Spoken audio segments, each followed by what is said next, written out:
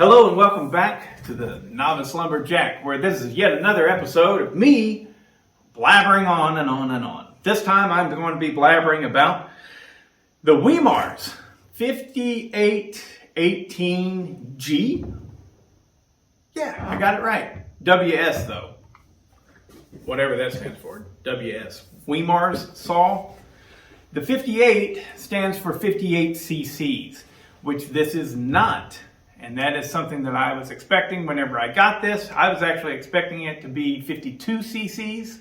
Turns out though, I did a bore and stroke measurement and it's actually not even 50. It's like 48.9 or something like that. Right there, 49 cc's.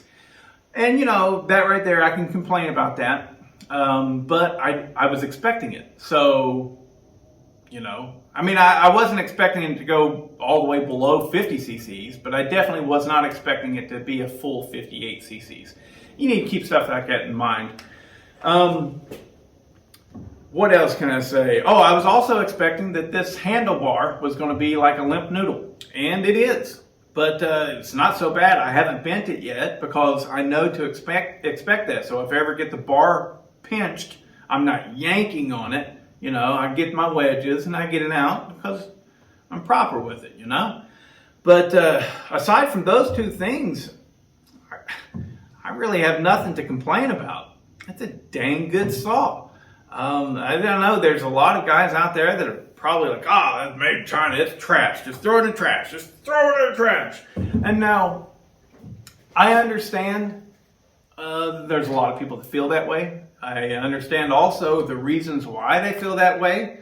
But if you're just saying that and you have no experience with something like this, then you really need to reassess why you're saying it. I think a lot of people are saying it because they just assume that everything made in China is trash. Well, that may have been the case, and with a lot of stuff it still is. But anymore, these saws are getting good, guys. These saws are getting real good. I was going to do a 10 tank review on this, but I couldn't wait that long. This has had 9 tanks ran through it. And I've got so many chainsaws, and I'm not a professional, so it's not like I do this constantly. So getting to 10 tanks on a saw that I only use every now and then takes me a long time. Especially whenever it's this thing, because this is the most fuel efficient saw I think I've ever used. I'm not kidding. It will run and run and run and run on 1 tank of fuel. We're talking like straight up like 30 minutes of cutting time. It lasts. It just sips the fuel. I've never had such a fuel efficient saw. But let's get into it. Let's get with the review here. Power is fine. Nothing special for sure. But it's on par with many other base model 50cc saws.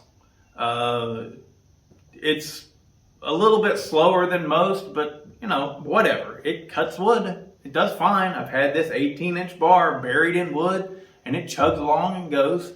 It's not a powerhouse though. It really isn't. And it doesn't rev high either. Not a screamer, you know. But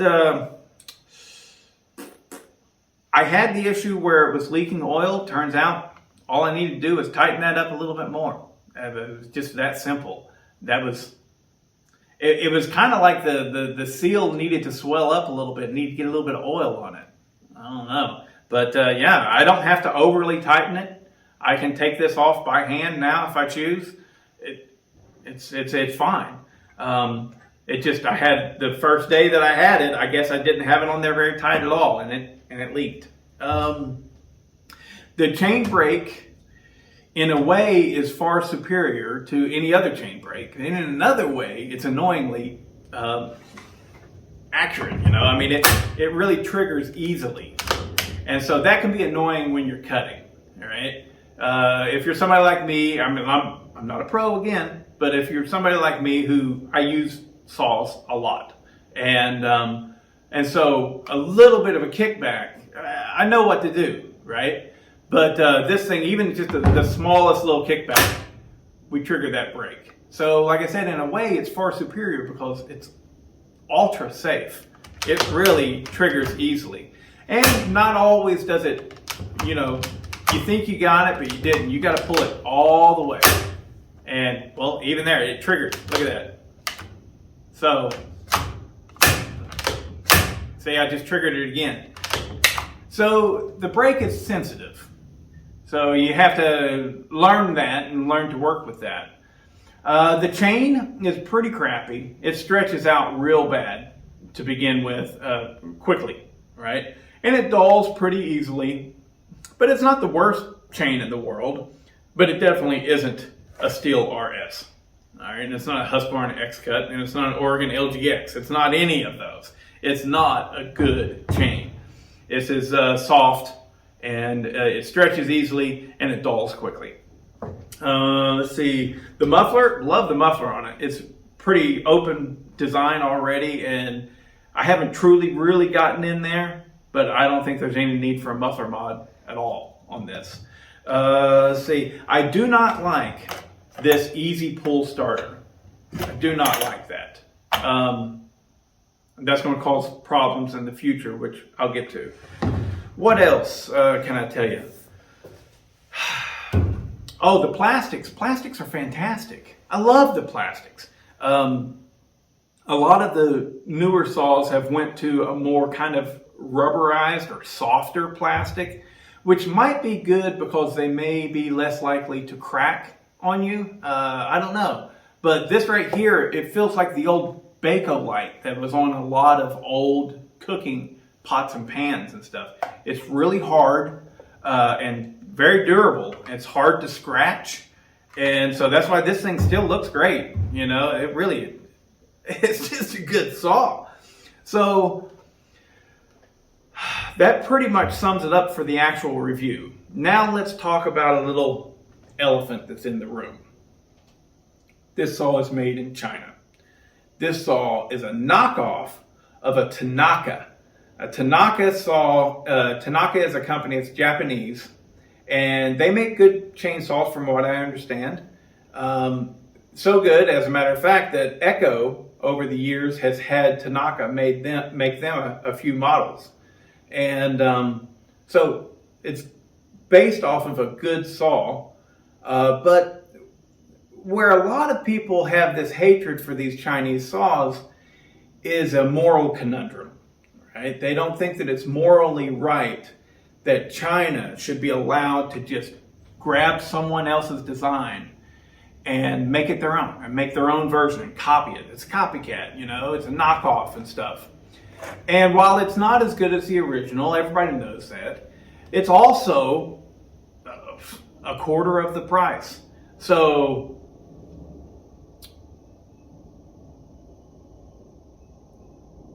I don't have the moral conundrum. I don't care that it was made in China. I have a different opinion of that kind of stuff. I do understand people that have that moral conundrum and they think certain things. But the reality is, man, why are you okay buying, if you're American, if you're from the United States, why is it so different to you in your mind to purchase a chainsaw made in Europe versus a chainsaw made in Asia? We're still just human beings. I know that the government in China, a lot of people in America are like, oh, that's the devil. I don't want to get into that at all, but I will say this. China has 4 times the population that we have in the United States. And the United States is the 3rd largest country on the planet, population-wise. China has almost 500,000 more people. No. I'm sorry. China has almost 500 million more people than the entirety of the United States and the entire European Union put together. That's how big China is. China doesn't care about your moral conundrum. And the reason I'm saying this is not to say that you're wrong. You might be right. But the reason I bring it up is because it doesn't matter one bit to China if you buy their chainsaw or not.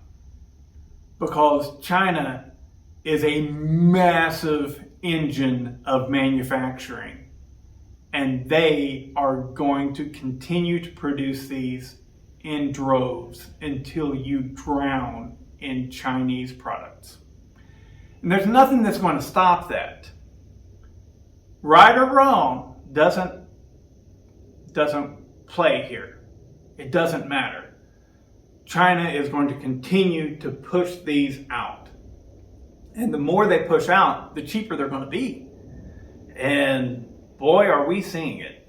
I got this thing for $80. Now, as far as quality is concerned and buying a new chainsaw, if this was $250 on the shelf of my local Tractor Supply or Menards, right? For you guys out in the Midwest, right? And I paid $250 from a store for this saw, I still wouldn't have any complaints. It's a good saw. It's a good saw. I mean, it's just, now I know I haven't had it for 8 years. I haven't put 200 tanks of fuel through it. And things are likely to go wrong. Yeah. But the saws that are being made that are on those shelves anyways, and like say the Poland 50cc saw that's out now, that thing, I bet you this is a better saw than that. I don't know if it'll cut as fast, but it's probably right there with it. But as far as build quality, I bet you this one's better. I just do. I bet you it's better. It's old school technology. It's not all confuddled with the damn stratification cylinder and stuff like that. You don't have to worry about that. This thing holds a tune beautifully. I mean beautifully. I have tuned it once whenever I first got it, and I think that's it. I haven't touched it since. It runs fantastic. If this was $400, I'd probably be able to go, yeah, I'm disappointed in this purchase. But it wasn't. It was $80, brand new, in the box, and I love it. So, and I've got nice saws. I've got I just bought a damn Husqvarna 592 XP. That's $1,300 saw. This thing is as good of a bargain. This is a better bargain than that is. This is a great saw, really. For what it is, just have some realistic expectations of it. That's all. But yeah. This is going to be our future for chainsaws. And there's no stopping it. There just isn't. You can deny it all you want. But just like we lost our American chainsaws, which I'm going to do a video of that here soon, why that happened, what caused it to happen. But, we lost all of our American saws. All of them. We still got Poland, but they're all made in China now, and they're owned by the Husqvarna Corporation, so we're going to lose our European saws as well. And they're going to fall prey to this. These are just, at this point, honestly, too well built. This is a very well built saw. And the price is just outstanding. It's just off the charts good. And look what some of the companies, sure, there are still some Chinese manufacturers that are making some junk, right? But you've got to learn to, weave in and out of that and find out which ones are the good ones and which ones aren't. A lot of them you can just tell just by looking at them. Man, that thing's got to be trash, right?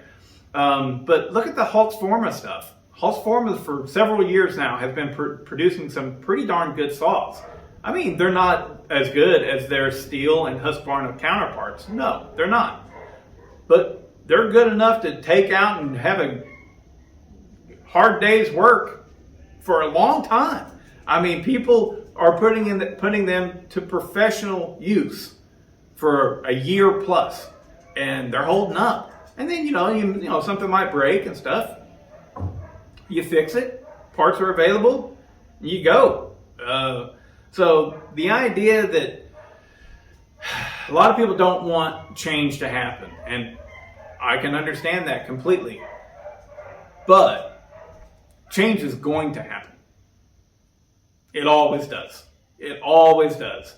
And so you can either hide in a corner and pretend that it's not happening, or you don't have to embrace it, but just realize these things are here, they're not going away, and they're only going to get better. Look at the new stuff from Husqvarna, the Pro Series, where they're all white and they got that fake carbon fiber top. Those things are nice, and from everything I hear, they run darn good. So anyways, it is what it is. Would I recommend you buying a Wemars? Hell yes, I would. Especially because you look for them, you can get a good deal. You can get them for, $80. But you can regularly get them for $100, $120, and they're well worth it.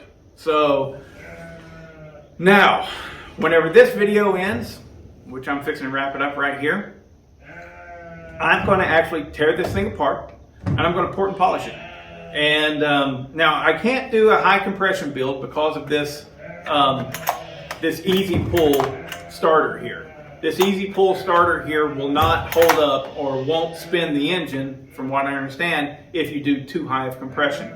So I'll probably look for about a 30 on the squish band, 30 thousandths, and then I'll raise the exhaust port so that I keep it about the same compression that I have.